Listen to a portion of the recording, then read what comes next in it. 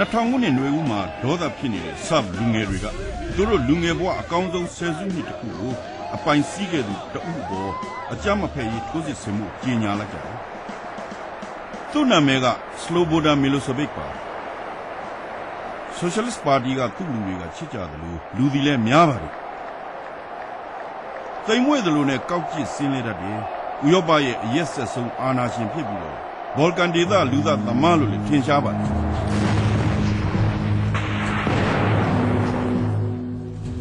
Milosevic ဟာ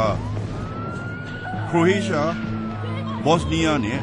ကော့ဆိုဗိုစစ်ပွဲတွေကိုဖန်တီးခဲ့ပါတယ်လူမျိုးစုတွေမျိုးတုံးအောင်တတ်တာတွေအကျဉ်းစခန်းတွေကိုပို့တာတွေလုပ်သူ့ကြောင့်အလုတ်လက်မဲ့တွေဆင်းရဲငတ်မှုတွေလက်ပေးလိုက်ယူမှုဖိနှိပ်မှုနဲ့ကြောက်ရွံ့မှုတွေကိုပေါ်ပေါက်စေခဲ့တယ်1998 ခုနှစ်မှာMilosevicကအယ်ဘေးနီးယားလူမျိုးတွေကိုကော့ဆိုဗိုကမောင်းထုတ်ခဲ့လို့လူ1 သန်းလောက်ဒုက္ခတွေဘဝရောက်ခဲ့တယ်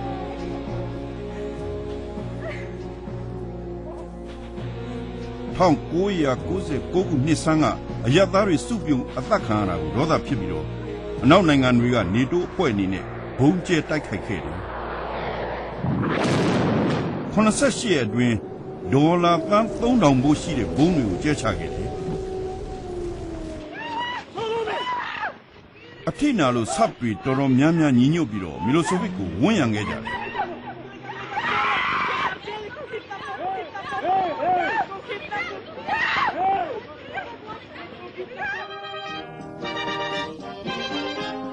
ဘုံကျဲတိုက်ခိုက်မှုကြောင့်ကော့ဆိုဗိုမှာရှိတဲ့တပ်တွေပြန်ရုပ်ခဲ့ရပြီနေတိုးရဲ့အနိုင်ကျင့်မှုကိုခုခံနိုင်ပြီလို့အကြွားတော့မလျှော့ခဲ့ပါဘူး He didn't care how much damage his စစ်တပ်နဲ့ပြည်သူဘလောက်သေးသေးသူကင်းမဆိုင်ဘူးသူ့အာဏာတည်မြဲဖို့ပဲ The bombing in the end clearly ဘုံကျဲ strengthened ခံလို့အပြီးမှာသူ့အာဏာတော်ပို့ပြီးခိုင်သွားသေးတယ်ရေရှည်တော့အားနည်းသွားခြင်းသွားမှာပေါ့ဒီတော့သူတွေကစစ်တပ်ထိကြိုက်ပျက်စီးအောင်လုပ်တာထိရောက်ပါမလားလို့တွေးလာတယ်သူမှဘာမှမဖြစ်ပဲအမေရိကန်နိုင်ငံသားရေးဌာနကတော့တက်နဲ့ပြန်တိုက်မှသူအရေးဆိုင်မယ်လို့ပြောတာခဏခဏကြားဖို့ပါတယ်ဘုံကျဲခံရပြီးကျောင်းသားတွေဥဆောင်တဲ့ထောင်နဲ့ချီတဲ့ပြည်သူတွေလမ်းပေါ်ထွက်ပြီးတော့Milosevicကိုဆန့်ကျင်ဆန္ဒပြခဲ့ကြတယ်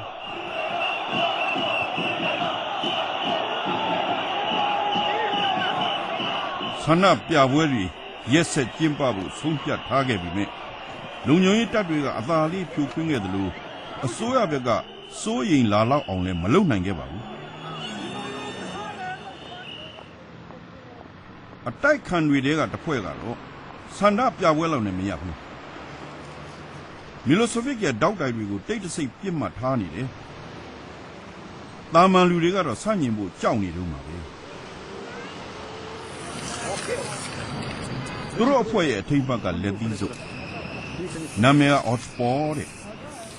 ဆပ်လို့တော်လန်ရေးလို့အဓိပ္ပာယ်ရပါတယ် Otspor တော်လန်ရေးအဖွဲ့ဖွဲ့တာတစ်နှစ်ရှိသွားပြီနေတိုးအဖွဲ့ဘုံကျဲအပြီးမှရုပ်ပြည့်အင်အားကြီးလာဆယ်ကျော်သက်ကျောင်းသူကျောင်းသား20ကျော်ပါတဲ့ Otspor အဖွဲ့မှာယုံငန်းမရှိပါဘူးငွေမဖြစ်စလောက်တဲ့လှုပ်ရှားရတယ်ကော်ဖီဆိုင်တွေမှာအစည်းအဝေးလုပ်ပြီးတော့လက်ကင်ဖုန်းတွေနဲ့ချိန်ကြတယ်အဖမ်းခံရတာတွေရဲကစောင့်ကြည့်တာတွေလည်းခံကြရတယ်We have a long history of guerrilla movements winning the power. ဒီနိုင်ငံမှာပျောက်ကြားဖွဲ့တွေအောင်ပွဲရတဲ့သမိုင်းတွေအများကြီးရှိတယ် When I say guerrilla, I don't think about violence. ပျောက်ကြားတိုက်တယ်လို့ကျွန်တော်ပြောတာအကြမ်းဖက်တယ်လို့ကျွန်တော်မယူဆ Think about hidden leadership, some kind of mysteria about that. လျှို့ဝှက်တဲ့ခေါင်းဆောင်မှုနဲ့လူတွေမရိပ်မိအောင်လုပ်တာမျိုးပေါ့အော်တိုဖော်ကတာမျိုးပဲအဖွဲ့ဝင်အသစ်ဖြစ်ခမည်းဖောင်ဖြေးလက်တာကအထူးတာဝန်ထမ်းဆောင်ပြီးစစ်တပ်တက်ကိုဝင်လိုက်တယ်လို့ပါ The army with a mission. အဖွဲ့ဝင်နေပြီမဲ့ကျေပြတ်နဲ့အဖွဲ့ပုံစံသူတို့ဖန်တီးခဲ့ကြတယ်အဖြူနဲ့အမဲလက်ကန်းစာဆောင်တွေကသူတို့ရဲ့ခပ်ပြတ်ပြတ်ကျွေးကြော်တန်းတွေကိုပို့ပြီးတော့ခိုင်မာစေခဲ့ပါတယ်စနစ်ကိုထိုးနှက်ကြဆာဘီယာကိုချစ်တဲ့တော်လန်ရေးလွတ်မြောက်ရေးနေရာတိုင်းမှာလက်သီးစုပ်နဲ့ကျွေးကြော်တန်းတွေညံခဲ့ပြီ မီလိုဆိုဗစ်ဆိုင်ရီဖြစ်နိုင်ကြီးကိုတက်တည်ပြလိုက်တာပါပဲဘုံကျဲခံရပြီးအများစုရဲ့မကျေနပ်ချက်တွေကိုအမျက်ထုတ်ရင်းဆာဗီးယားအတိုက်ခံနိုင်ငံရေးသမားတွေသဘောထားကွဲလွဲခဲ့ပါတယ် Из Западной Славонии, Источной Славонии, Книна, Сараева, Косово. ဇိုရန်ဂျင်းဂျစ်ကတော့အခိုင်အမာဆုံးပါတီကိုဥဆောင်ပါတယ်ဒါပေမဲ့နိုင်ငံရေးပါတီပေါင်းနှစ်ဒါဇင်ပါရှိတော့ကဆပ်လူမျိုးအများစုကနိုင်ငံရေးသမားတွေအပေါ်မယုံကြည်ကြပါဘူး There is so many people in Serbia. ဆာဗီးယားမှာနိုင်ငံရေးခေါင်းဆောင်အားလုံးလက်စားတယ်ဘယ်သူကမှမယုံရဘူးလို့ပြောမဲ့သူအများကြီးရှိတယ် anybody. I don't believe. ဂျင်းဂျစ်ကိုလည်းမယုံဘူးကော့စတူနီချာကိုရောဒရက်စကိုဗစ်ကိုရောဘယ်သူကိုမှမယုံဘူး One of the sources of Milosevic. ဒီလိုမယုံတာကမီလိုဆိုဗစ်ကိုရေရှည်အောင်မြင်စေတဲ့အချက်တစ်ခုပဲ Many of people would say လူတွေကဒါဆိုကောင်းပြီမီလိုဆိုဗစ်မရှိတော့ဘူးသားဘယ်သူရှိသေးလို့လဲလို့မေးလိုက်မယ် these အော့ပေါ်ဖွဲ့ဝင်လူငယ်တွေကတော့ဒီလိုမဟုတ်သေးဘူးမီလိုဆိုဗစ်မရှိအောင်အရေးလုပ်ရမယ်ဒါအရေးကြီးဆုံးပဲတဲ့ အော့ပေါ်လှူရှားသူတွေကအာဏာရဖို့လုပ်တာမဟုတ်ဘူးဆိုတာအပြတ်ပြောထားတယ်လွတ်လပ်စွာလှူရှားခွင့်ဆက်ရဖို့နဲ့တန့်ရှင်းပြီးမဖောက်ပြန်တဲ့ဂုဏ်ကိုထိမ့်သိမ့်မှုဆာဗီးယားမှာရှိတဲ့ဘယ်နိုင်ငံရေးပါတီနဲ့မှမပေါင်းဘူးဒါပေမဲ့ဒီဘက်ကအကူအညီဆိုရင်တော့လက်ခံဖို့ဝန်မလေးပါဘူး Soon after IPOR formed, အာဖာဖွဲ့ပြီးသိမကြခင်မှာပဲအမေရိကန်ပြည်ထောင်စုအပါအဝင်နိုင်ငံတကာကအရာရှိတွေနဲ့ the incredible သူတို့ဆွေးနွေးခဲ့တယ်ကျွန်တော်တို့ကအာဖာအဖွဲ့ရဲ့ထင်းမြဲမှုနဲ့အင်အားကိုအတိမတ်ပြပါပဲသူတို့ဟာအနောက်ရဲ့လက်ကင်တို့အဖွဲ့မဟုတ်ဘူးဆာဗီယန်ပြည်သူအများစုရဲ့ယူဂိုစလတ်အဖွဲ့ကြီးအဖြစ်မြင်စေခြင်းနဲ့ဆိုတာရှင်းရှင်းလင်းလင်းပြသတယ်ဒါကိုကျွန်တော်တို့ကလေးစားရှက်မှတ်တဲ့အဆုံးဖြတ်ပဲအစားတဲကအာဖာကိုတက်ကြွထက်မြက်တဲ့ပွဲလူမြင်ခဲ့တာပဲကျွန်တော်တို့ဘက်ကဘယ်လိုထောက်ခံမှုကိုမဆိုရတဲ့နဲ့ပွဲဆိုပြီးနိုင်ငံရေးအရာအထက်မိ အော့ပေါ်ဖွဲ့ရဲ့အသုံးစရိတ်ကိုအရှိတ်ဥရောပတိုက်ဒီမိုကရေစီရေးအတွက်အကူအညီပေးမှုတဲ့အမေရိကန်အဖွဲ့တွေကကူညီခဲ့ပါတယ်ဒါပေမဲ့လှုပ်ရှားမှုကိုတော့သူတို့ဘာသာပုံဖော်ပါတယ်မီလိုဆိုဗစ်ရဲ့ဘွေးနေ့မှာသူတို့ကိတ်မုံတစ်လုံးလုပ်ပါတယ် The cake signifies our country which fell apart, like all those pieces of cakes are falling apart and they are eaten by Slobo. လမ်းကပုတ်ဖမ်းတဲ့အခါမြို့ထဲကဈေးဝယ်တွေကိုဖိတ်ပြီးအမောင်တိုက်ထဲမှာ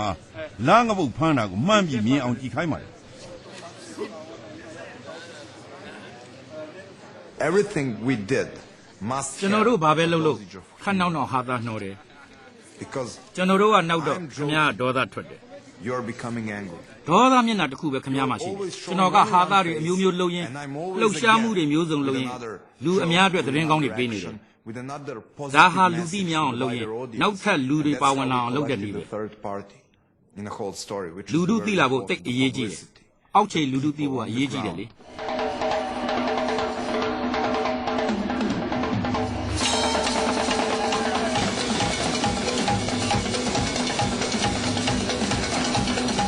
အော့ပေါ်ကဘဲဂရိတ်မြို့ကန်တွေကိုပြစ်တကူညံ့နေပါတီလာဖို့ဖိတ်လိုက်ပါတယ်